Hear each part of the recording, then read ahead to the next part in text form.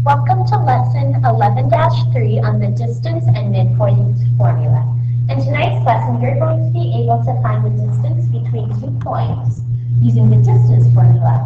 And you're also going to be able to find the midpoint of a segment by using the midpoint formula. So you're going to learn 2 different formulas in tonight's lesson. So we're going to go ahead and get started. Alright, when we talk about finding the distance on a coordinate plane, it really means how far is it from this point, this first purple one, to this one. Alright, now looking at this, you might be able to say, well, it must be 1, 2, 3, maybe it's 4. You're guessing. But you want to make sure, you want to know the actual distance, especially since this is going at an angle. So what you can do is an idea based on the Pythagorean theorem. We have here a diagonal line. Well, we can make a triangle out of this and know for a fact how far away it is. If I were to do this, look at that. I have a red triangle. And what I can do is based off that point. So I can take a look and say, well, this is point 1, 1. This is, let's see, 5, 1. And this point right here is, let's see, 5, I think that is at 5. There we go. All right. So looking at this then, we could say, well, how long is this one side? Well, if it starts at 1 and it ends at 5, that must mean it's 4. And here, if it starts at 1, all right, and let's see, it ends at 5, it would be considered a length of 4. It's 4 squares long. 1, 2, 3, 4.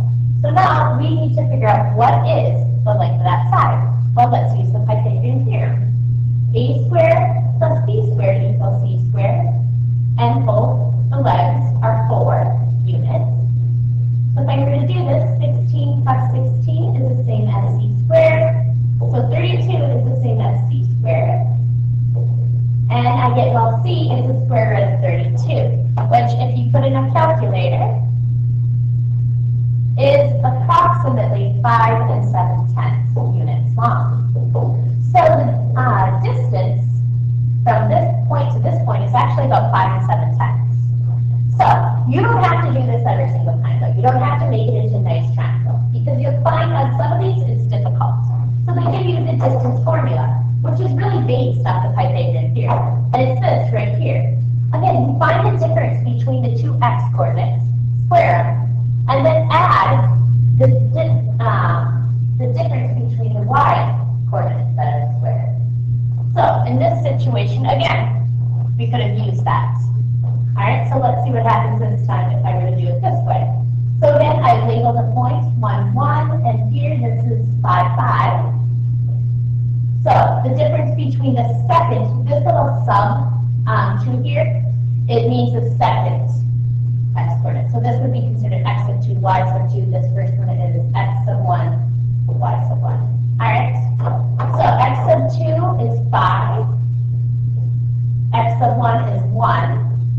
And then plus, well, y squared, or y sub 2 is 5. And then y sub 1 is 1. And we have this. So 4 squared plus 4 squared. And you simplify that, and excuse me, I'm running out of space. I'm going to move a couple things down here. So I end up with the square root of 16 plus 16, so the square root of 32, which is, again, really 5 7/10 units. So no matter how I did it the first time, or using this distance formula, which is really a little bit easier, they give me the same distance. So now we're going to do the same thing with this example right here. Find the distance between these 2 coordinates. T, 3 is 3, negative 2, and coordinate B, 8 to 3. So again, I start with the one they give me. So x sub 2 minus x sub 1 squared plus the difference between the y coordinates. So I go ahead and start. X sub 2 is 3 minus, oh, hold on a second, I did y first. All right, 8 minus 3 squared plus the difference in the y, so 3 minus a negative 2 squared. And I know 2 negatives in a row make a positive. So then I I go ahead and simplify this. 8 minus 3 is 5, so I have 5 squared plus, 3 plus 2 is 5 squared. So again, I go through this, 25 plus 25, and I get the square root of 50, which when we simplify that, is really 7 and 1/10 units, I suppose is how we write it. Yep. So the distance between those two are 7 and 1/10 units. All right, so now we have these two. I would like you to do both A and B, the same idea, and again, this is what you're going to use. This is the formula, the change in the x squared plus the change in the y squared. This is how you're going to do the distance formula. So when you're all done, come back and check your answer. So go ahead and pause me now.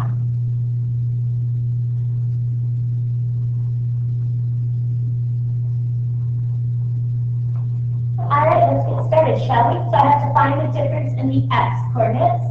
So let's see. X of 2 is 2, so 2 minus 3 squared plus 4 minus 8 squared. And I'm going to go ahead and simplify that. 2 minus 3 is negative 1 squared.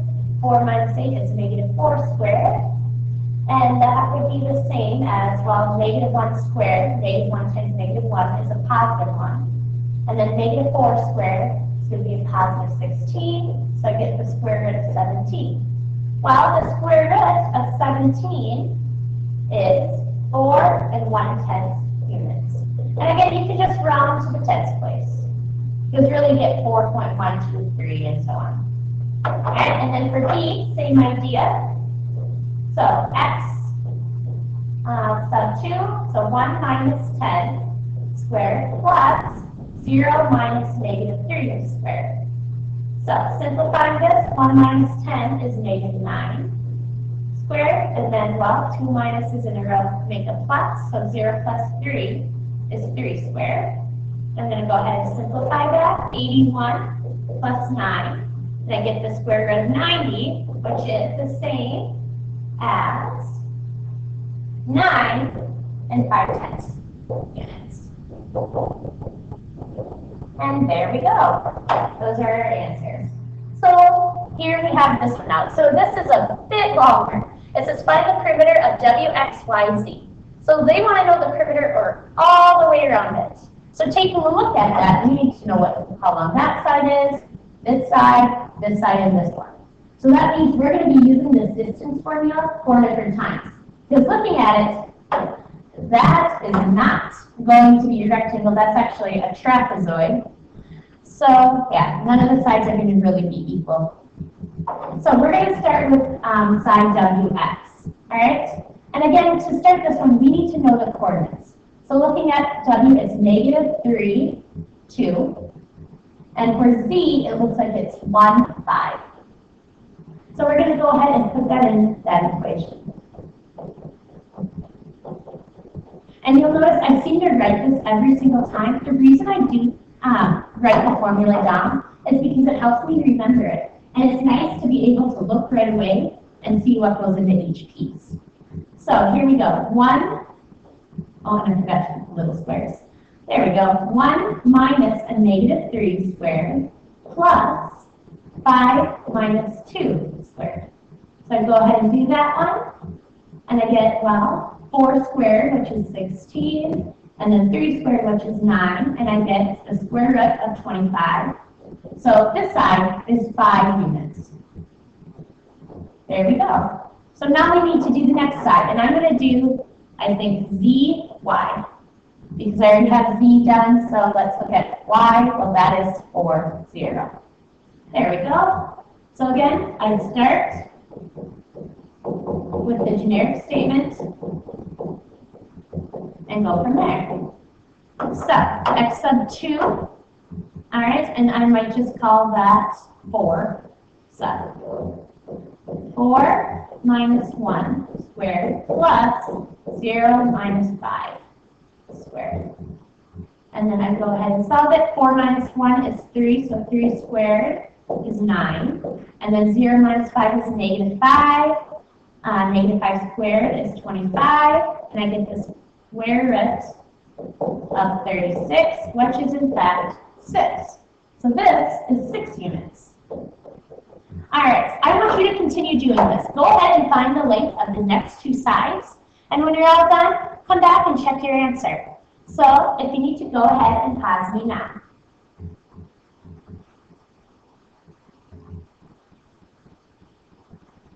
Alright, let's go ahead and check the rest of this, shall we? So looking at this one, we need to know what x-coordinate is, so -2, -1. And then we're going to go, I'm going to start with xy. Right, so let's see. X sub 2 is 4 minus a -2 squared plus 0 minus a -1 squared. So we end up with 4 plus 2 is 6 squared is 36. And then, let's see, 0 plus 1 is 1 squared, which is 1. All right, so then on this one we get the square root of 37. And that would be about 6 1/10 units. And final one we have to do is this x, y. So we're going to start on that one right away. So -2 minus a -3 squared plus a -1 minus 2 squared. So looking at this one, -2 plus 3 is 1 squared, which is 1. And then -1 minus 2 is -3 squared, which is 9. And then I get the square root of 10, which is the same as 3 1/10 units. Oh, actually, I should probably round that to 3 2/10 units. So there we go. We have our sides. Now they want the perimeter. So to find the perimeter, you add all the sides together. So you do 5 units plus 6 units plus 6 1/10 units plus 3 2/10. And you end up with a perimeter of about 20 3/10 units. So that would be my answer for that situation. I get 20 3/10. All right, let's keep on moving. So that's the first half of the lesson. Now we're going to talk about finding the midpoint. So we talked about finding the entire distance. Well, now we just want to know what is really the midpoint, or the middle of this little line segment here. Now the whole idea of doing this is you can use averages, because this is how the formula works.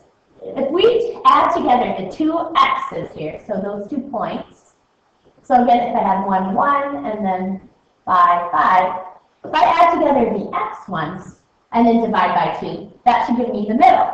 If I add together the y coordinates and divide by 2, that should give me the middle for the y. So here's what you do. You do exactly that. You add together the x, divide by 2. Add together the y, divide by 2, and grade it as a coordinate. So I'll show you how it works. Find the midpoint of segment TV. So again, this time you add together the 2 x's, divide by 2, same with the y. So taking a look at this one, my 2 x's are 9 plus 4 divided by 2. And then, let's see, my y's are 2 plus a -3 divided by 2. So 9 plus 4 is 13 over 2. And then 2 plus a -3 is -1 over 2. Now here, I would just leave them as fractions, 13 halves and -1 half. That would be my answer. You could change them to decimals if you wanted to. But again, I don't suggest it. It's not really necessary. All right, so moving on to the next one. So again, 13 halves is really the same as 6 1/2, if you want to see it that way. We have this one. Find the midpoint between the 2 trees. So here, I want to know where is the middle of these 2 trees. So again, I need to know the coordinates. So I'll give you this. It's 0, 8, and then it looks like it is 12, 4. So if you have your 2 coordinates, go ahead and find the midpoint. And when you're all done, come back and check your answers. So pause me now. All right, let's go ahead and check this, shall we? So the two x's added together, so 0 plus 12 divided by 2, and then 8 plus 4 divided by 2. So then I get 12 over 2, and I get 12 over 2, which both simplify to 6 over 6. So my answer here, the midpoint between these two trees are 6 over 6. So I can find that, and 6, 6. There it is. That would be the midpoint, or the middle part of those two trees. There we go. That's your lesson for tonight. Tonight we talked about how to find the distance of a line segment by using the distance formula. And we also talked about the midpoint formula to find the midpoint of a segment. Have a great night. See you in class tomorrow.